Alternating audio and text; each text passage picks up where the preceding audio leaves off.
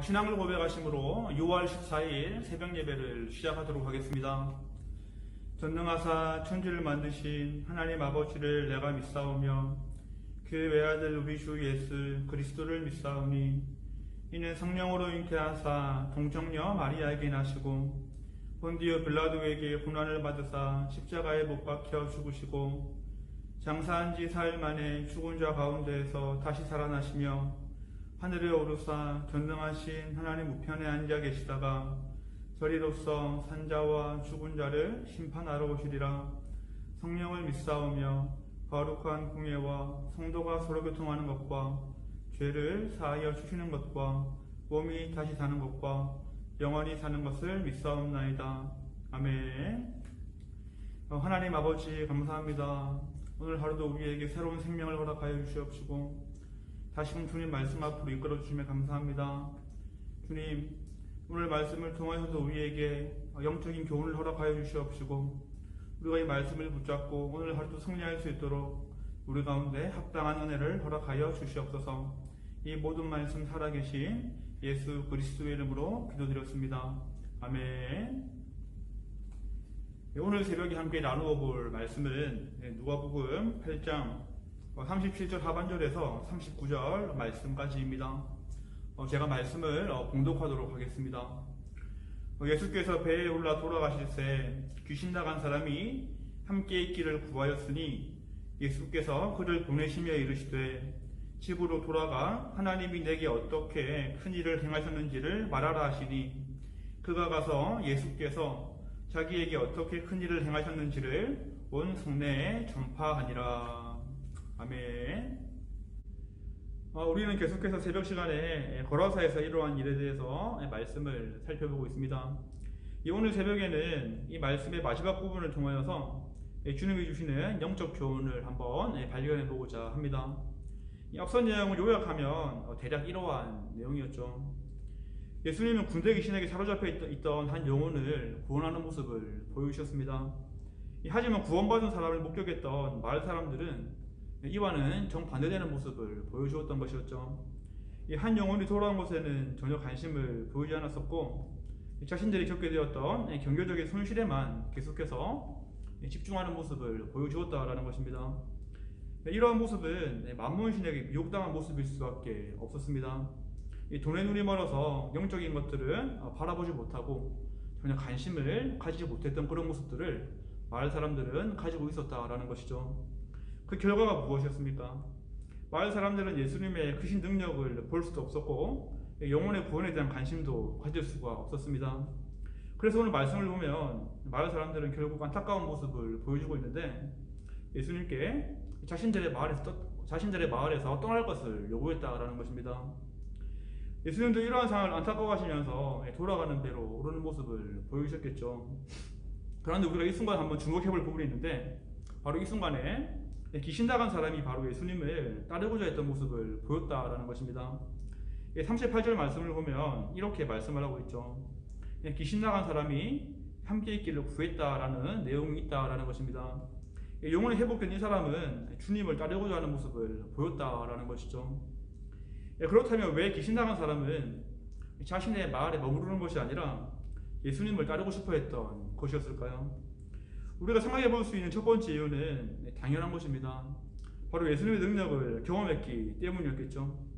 이 사람은 악한 귀신에게 사로잡혀서 인간다운 삶을 살지 못하던 그런 사람이었습니다. 옷을 입지 않았고 집 밖에 거주했으며 무덤 주변에 사는 모습을 가지고 있던 그런 사람이었죠.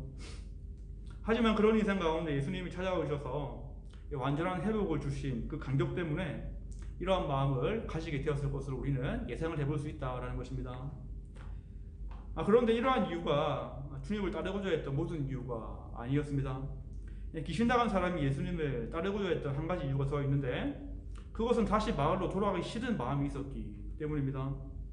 이제까지 꽤 오랜 시간 동안 귀신에 들려 살았는데 집으로 돌아간다 하더라도 가족들이 환영해주지 않을 것이 뻔했기 때문이었고 또한 친구들도 다 떠나고 없었기 때문이었습니다. 더군다나 제일 큰 문제가 바로 무엇이었겠습니까? 바로 지금 예수님께 떠나기를 구하고 있던 마을 사람들 때문이었습니다.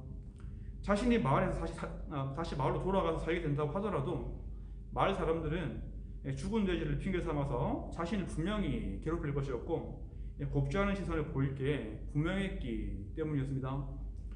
결국 무엇입니까? 귀신 나간 사람은 예수님을 알지 못하는 사람들과 섞여 사는 것이 내키지 않았다라는 것이었죠.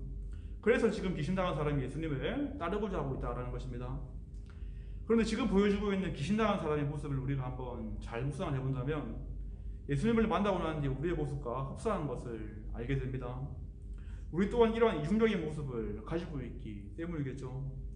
우리는 예수님을 만나고 난 뒤에 계속해서 은혜의 자리에 머물고 싶어 합니다. 믿지 않는 사람들보다는 믿는 사람들과의 교제를 더 즐거워하고 좋아한다라는 것이죠. 그리고 세상의 일보다는 교회에서의 봉사와 섬김을 더 기쁘고 귀하게 여긴다라는 것입니다. 마치 귀신 나간 사람이 예수님을 계속해서 따르고 싶어 했고 주님 옆에 있고 싶어 했던 것처럼 우리도 분명히 그런 마음을 가지고 있다라는 것이죠. 물론 이러한 모습이 잘못된 모습이라고는 말할 수 없을 것입니다. 하지만 예수님은 우리에게 이러한 모습을 원하시는 것이 아님을 우리는 잘 알고 있습니다. 주님은 예수님을 믿고 변화된 우리가 세상으로 나아가기를 원하신다는 것이고 그곳에서 하나님이 행하신 큰 일을 보이기를 원하신다라는 것입니다. 그래서 예수님은 귀신당한 사람에게 지금 뭐라고 말씀을 하고 있습니까? 이렇게 말씀을 하고 계시죠.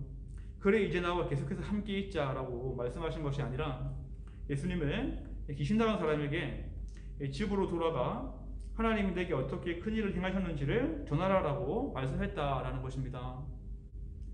결국 예수님이 원하신 것은 하나님을 바라보지 못하는 이 지역에 계속해서 머물면서 하나님의 증인이 되라는 부탁이기도 했습니다.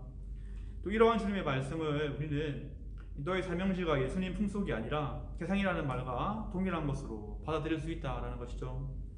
예수님을 믿게 된 우리도 귀신 나간 사람처럼 늘 예수님 품에 거하면서 말씀과 기도와 찬양을 통해서 영적인 충만함을 받기를 바랍니다.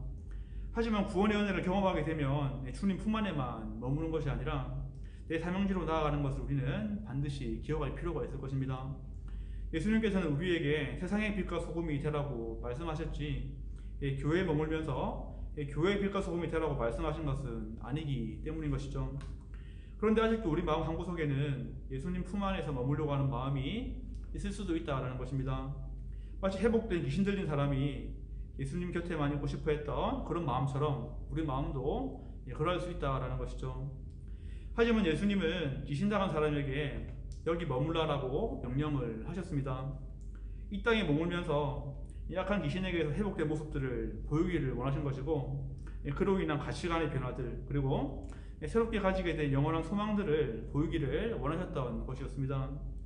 영적인 무지함으로 예수님을 알아보지 못했던 이 사람들이 귀신 나간 사람의 믿음의 모습을 통해서 하나님을 만나게 되기를 간절히 주님은 바라셨던 것이었습니다. 그래서 예수님은 귀신 나간 사람에게 내 곁에 머물라고 하신 것이 아니라 집으로 돌아가 하나님이 내게 행하신 큰 일을 전하라라고 명령하신 것이었습니다. 오늘 새벽 말씀을 묵상해 보면서 우리도 반드시 가져야 할 모습이 있을 것입니다. 내가 보냄받은 그 장소가 하나님이 내게 맡겨주신 사명지라는 것을 기억하는 마음일 것입니다. 귀신 들린 사람에게는 그 사명지가 바로 고라사라는 지역이었습니다. 돈 때문에 예수님을 알아보지 못하는 완악한 마음을 가진 사람들이 있는 곳, 한 명의 영혼이 회복되어도 기뻐하지 않고 자신의 유익과 이익만을 쫓는 그러한 장소들, 바로 예수님을 알려고도 하지 않고 알아보지도 못한 그 장소가 귀신 나간 사람에게는 사명지였다라는 것입니다. 하나님은 오늘을 살아가는 우리에게도 그러한 곳에 가서 하나님이 내게 행하신 큰 일을 증거하기를 원하고 계십니다. 먼저 예수님을 만난 우리가 영적인 안정감만을 추구하는 것이 아니라 내 사명지로 나아가기를 주님께서는 바란다라는 것입니다. 그러한 증인의 삶을 살아갈 때 하나님께서는 또 다른 구원의 역사를 우리를 통해서 이루어 가시기 때문일 것이겠죠. 그 사명지는 멀리 있는 것이 아닐 것입니다. 아직 예수님을 영접하지 않은 가족이 있는 가정이 그 사명지가 될 수도 있을 것이고 내 신앙을 잘 드러내기 힘들 수 있는 쿠웨이트에서의 직장이 될 수도 있을 것입니다. 그리고 믿지 않는 친구들과의 모임이 그런 사명지가 될 수 있다는 것이죠. 그곳이 내 사명지임을 믿고 살아간다면 하나님은 내 변화된 모습을 통해서 많은 역사들을 이루어 가실 것입니다. 오늘 말씀을 다시 묵상을 해보면서 하나님께서 각자에게 주시는 은혜를 다시 구하는 시간들을 가지길 바랍니다. 그래서 신앙생활가 세상을 분류하는 것이 아니라 세상으로 침투함을 통해서 하나님이 내게 행하신 큰 일을 증거하는 은혜의 삶이 되기를 주님의 이름으로 축원하겠습니다. 기도하겠습니다. 주님 감사합니다. 오늘은 거라사 강의의 마지막 말씀을 통하여서 영적인 교훈을 허락하여 주시옵시고, 우리가 주님을 믿고 회복된 뒤에 주님 품 안에만 거하는 것이 아니라 우리 사명지로 나아가서 주님이 행하신 큰 일을 증거할 수 있는 그런 마음들을 허락하여 주시옵소서. 날마다 주님과 교제함을 통하여서 성령 충만함을 허락하여 주시옵시고, 그러한 모습을 통하여서 또 우리가 우리의 부족한 모습들을 드러내는 것이 아니라 하나님이 살아계심을 드러낼 수 있도록 하여 주시옵시고, 주님의 살아계심을 증거할 수 있는 그러한 귀한 삶을 살아갈 수 있도록 주님께서 함께하여 주시옵소서. 이 모든 말씀 살아계신 예수 그리스도의 이름으로 기도드렸습니다. 아멘. 주기도문 하심으로 오늘 새벽 예배를 마치도록 하겠습니다. 하늘에 계신 우리 아버지여, 이름이 거룩히 여김을 받으시오며 나라가 임하시오며 뜻이 하늘에서 이루어진 것 같이 땅에서도 이루어지이다. 오늘 우리에게 일용할 양식을 주시옵고, 우리가 우리에게 죄 지은 자를 사하여 준 것 같이 우리의 죄를 사하여 주시옵고, 우리를 시험에 들게 하지 마시옵고 다만 악에서 구하시옵소서. 나라와 권세와 영광이 아버지께 영원히 있사옵나이다. 아멘.